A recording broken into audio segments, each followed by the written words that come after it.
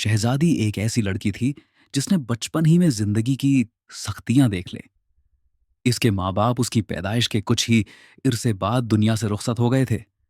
इसकी पूरी दुनिया सिर्फ उसका बड़ा भाई अयान था। अयान सिर्फ भाई नहीं था, वही उसका बाप था, और वही माँ, वही उसे उस स्कूल छोड़ने वाला था, और वही रात को खुद भूखा रहकर उसके लिए खाना लाने वाला था। अक्सर वो इसे सीने से लगाकर कहता था, जब तक भाई जिंदा है शहजादी कभी अकेली नहीं होगी। शहजादी रात को सोते वक्त धीरे से पूछती थी, भाई अगर आप भी चले गए तो? अयान हंसकर कहता था, पागल हो, मैं हमेशा तुम्हारे साथ हूं। एक दिन अयान रात गए तक वापस ना आया। शहजादी दरवाजे की तरफ देखती रही। हाथ में ठंडी चाय थी और दिल में अनजाना खौफ। फिर अचानक दरवाजा खुला, मगर अयान नहीं, पुलिस खड़ी थी। अयान एक हादसे में जाँ बहक हो चुका था। इस रात सिर्फ एक भाई नहीं मरा, शहजादी की पूरी दुनिया दफन हो गई। कब्रिस्तान में वो रो नहीं रही थी, वो बस खामोशी से मिट्टी को देख रही थी। उसके होंठों से बस यही निकला, भाई। अब कौन कहेगा कि मैं अकेली नहीं हूं? अयान के बाद शहजादी बिल्कुल खामोश हो गई। ना हंसी, ना आंसू, ना कोई शिकायत। वो एक मामूली सी नौकरी करने लगी। रात को वो अपनी डायरी में लिखती थी, मैं जिंदा हूं मगर जी नहीं रही। जिंदगी अब उसके लिए एक बोझ बन चुकी थी। एक दिन दफ्तर में वो एक नया लड़का आया। उसका नाम सालार सिकंदर था। वो कम बोलता था, मगर इसकी आंखों में सच था। वो शहजादी की खामोशी को समझ गया था।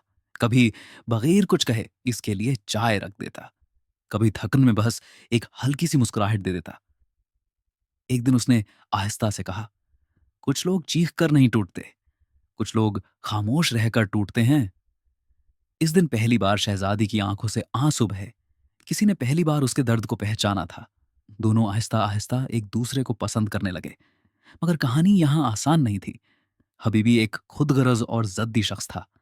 वो शहजादी को जबरदस्ती अपनी जिंदगी का हिस्सा बनाना चाहता था।